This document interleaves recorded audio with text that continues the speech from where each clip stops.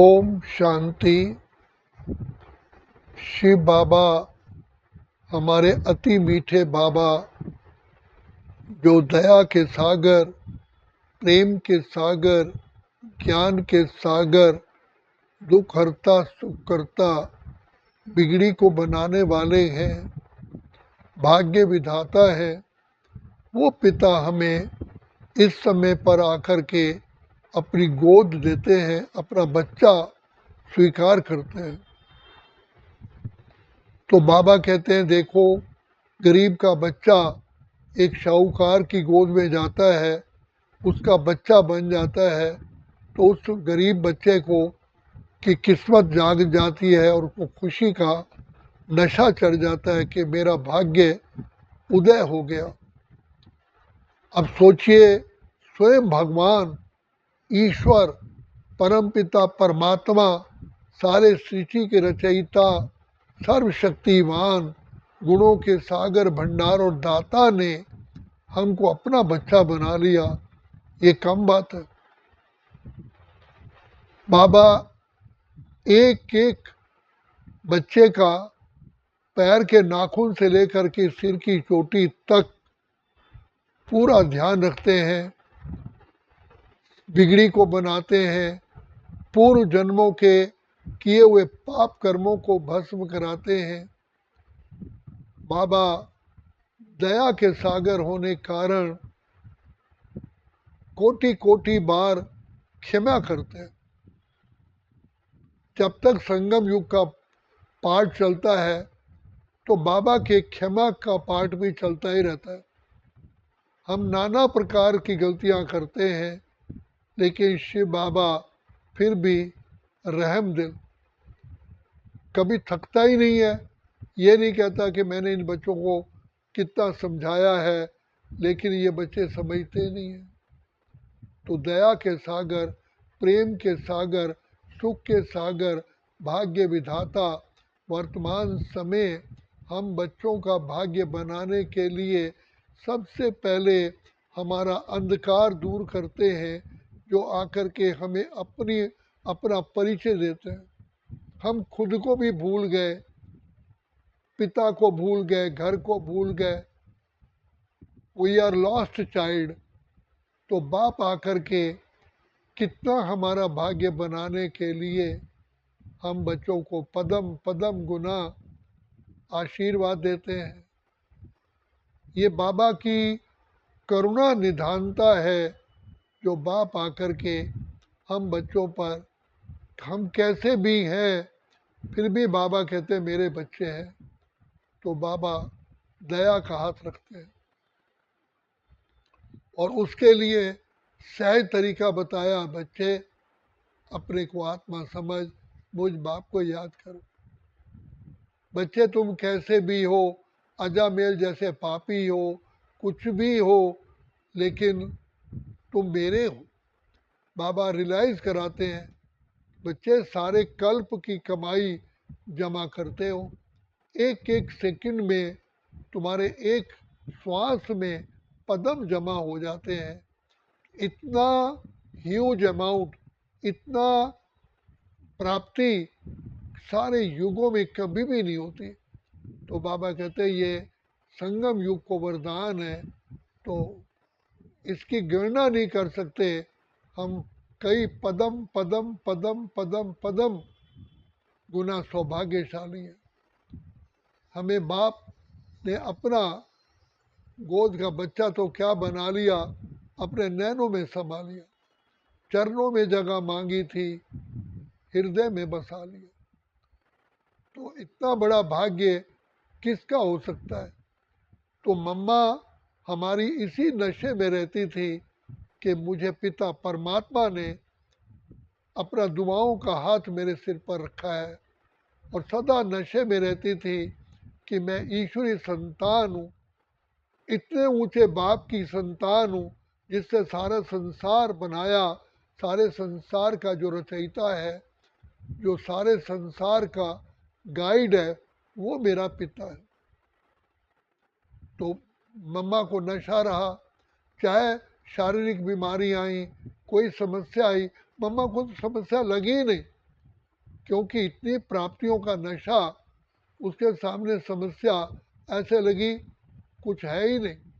तो मम्मा सदा मुस्कुराती रही और निर्भय रही।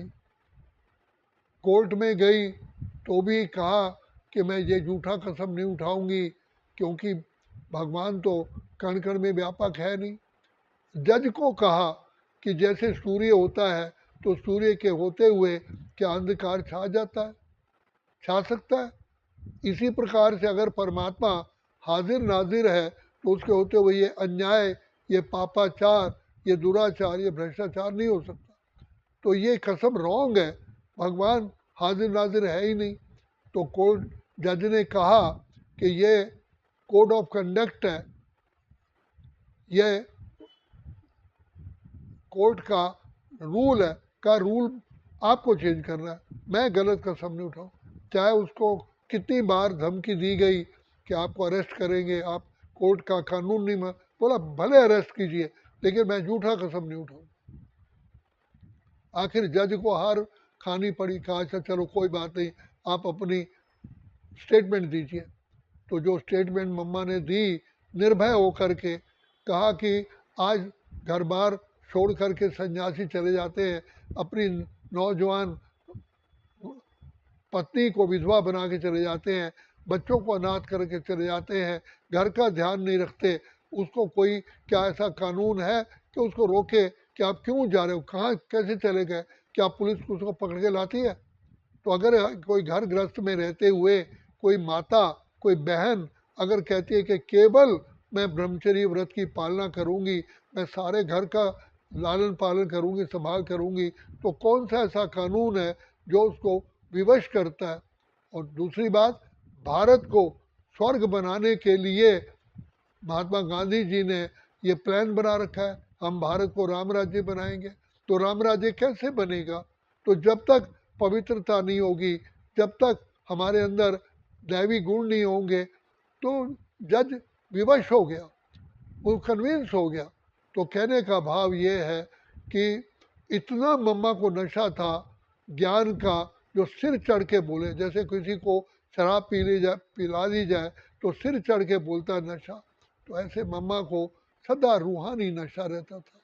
मैं किसकी संतान हूँ, किस पिता ने मुझे अपना बनाया?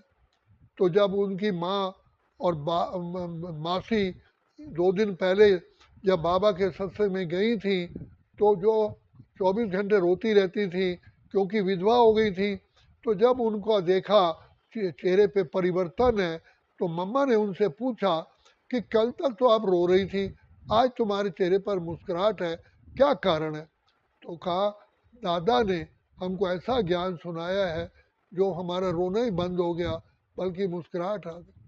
तो इसी को लेकर के मम्मा आई और खुद जब मम्मा ने पहली दृष्टि में ही बाबा को पहचान लिया कि जो कहावत है ना, पढ़ते ही नज़र हम उनकी हो गए दीवाने, तो भगवान की वो के आगे समर्पित हो गई।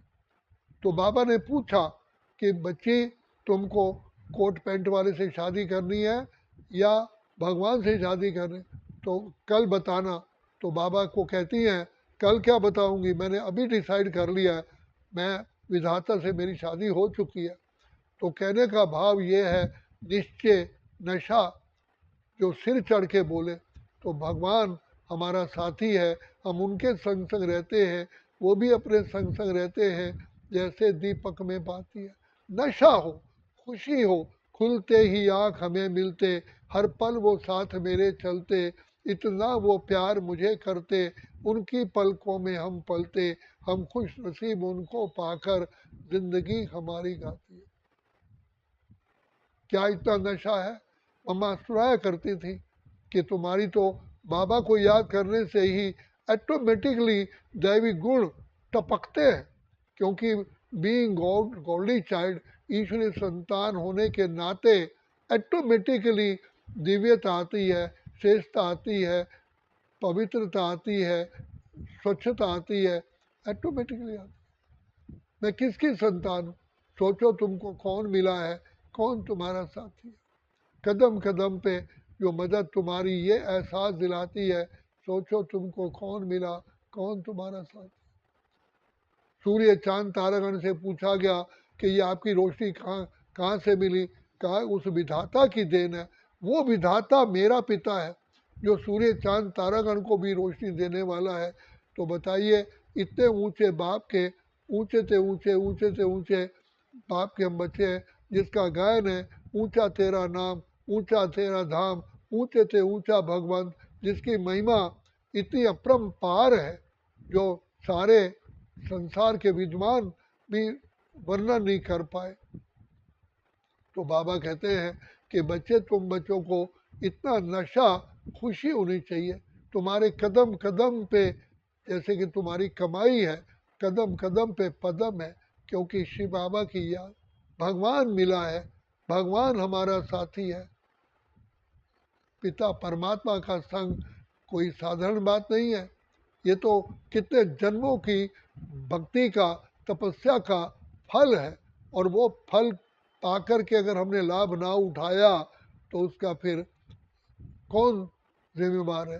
बाबा कहते हैं तुम अजीब आत्मा, अपना ही मित्र अपना शत्रु है। मैं तो ज्ञान और शिक्षा सबको देता हूँ, ओपन में देता हूँ, मैं कोई छुप करके नहीं देता, लेकिन धारण करने वाले करते हैं। वो कहते हैं जो समझ ना पाए वो अनाड़ी है। तो बाबा कहते हैं बाप को जो नहीं पहचानते और वो भी बेसमझ है, जिसको दूसरे शब्दों में अनाड़ी ही कहा जाए, तो भगवान ने हमको थर्ड आई ऑफ विजडम दे दिया है, दिव्य चक्षु खोल दिया है। जो कहा, जो बच्चे पहचानते हैं वो कहते हैं बाबा तुझको पाकर हमने सुख का सार पा लिया, पाने का कुछ ना रहा जब तुझको पा लिया। ईश्वर पिता परमात्मा पिता के रूप में हर समय पर हमारी पालना कर रहे हैं। माँ बाप कैसे बच्चे की पालना करते हैं, बच्चे के अवगुणों को छुपा लेते हैं, फिर भी उस पर कृपा करते हैं, कहते आखिर मेरा बच्चा है। तो शिव बाबा जो दया के सागर, प्रेम के सागर, सुख के सागर हम बच्चों को मिले हैं, तो ये हमारा सबसे ऊंचा से ऊंचा कल्प में भाग्य है। वहाँ में वहाँ मेरा बाबा, वहाँ ड्रामा, वहाँ मेरा भाग्य। तो ऐसा नशा हो, जो इतना नशा हो, कहा कि महाभारत में भीम ने हाथी आसमान में भेजो, अभी तक हाथी वापस ही आए हैं। इतना नशा हो जिसको बाबा कहते हैं तुम्हारे कपारी नशा, माना सिर की चोटी तक नशा हो। ईश्वर पिता परमात्मा हमें मिला है और वो हमारे रोम रोम के बुराइयों को, दुखों को, कष्टों को दूर कर रहा है। जैसे सूर्य के प्रकट होने से तमाम अंधकार दूर हो जाता है, ऐसे पिता परमात्मा शिव बाबा की गोद का बच्चा बनने के बाद अथाह अपरंपार दुख दूर हो जाते हैं। तभी का खुशियाँ ही खुशियाँ पाए तेरे प्यार में बाबा, जन्नत हजार पाए तेरे संसार में बाबा। तो इसलिए नशा हो कि मुझे भगवान मिला है, भगवान मिला है। अरे भगवान ने मुझे स्वीकार लिया है कि कर लिया है, किसी ने अपना बना के मुझे मुस्कुराना सिखा दिया। तो बाबा कहते हैं तुम विष्णु समान हर्षित मुख रहते हो। विष्णु को दिखाते हैं खीर सागर में सांपों की शैया पर लेटा हुआ है, लेकिन आनंद में है। तो बाबा कहते हैं ऐसे मेरे बच्चे, ऐसे दुखधाम में चारों तरफ परिस्थितियाँ होती हैं, लेकिन हम भगवान के बच्चे हैं ये समझ करके, ये बुद्धि में होने के कारण समस्याओं से दूर रहते हैं, सदा हर्षित रहते हैं। सिर्फ इतना ही सोचने से कि बाबा का वो खुदा दोस्त है खिदमत में, हाजिर है हजार भुजाओं से, अपनी किस्मत के क्या कहने, सिर पर है हाथ दुआ। सिर्फ इतना ही सोच लो कि भगवान पिता परमात्मा का दुआओं का हाथ मेरे सिर पर है, तो फिर उसमें डरने की क्या बात है। हम चिंता क्यों करें, उसे चिंता हमारी है, हमारी नाव का रक्षक स्वयं कल्याणकारी है। हमारा शिव है लखदातार, काहे की चिंता, दुआओं का हाथ सिर पर है, फिर डर किस बात का है, भरोसा उस पर है। तो बाबा सबसे बड़ा ऊंच से ऊंच हमको आत्मा का सवेरे अमृत वेले आके टॉनिक देते हैं। इससे बड़ा टॉनिक संसार में कोई हुआ ही नहीं है। तो इसीलिए हम बाबा के लाडले बच्चे हैं, पद्मा पदम सौभाग्यशाली हैं। ये नशा सदा रहे तो जीवन ये पुरुषोत्तम संगम युग खुशियों से भरपूर रहे। अच्छा, ओम शांति, ओम शांति, ओम शांति।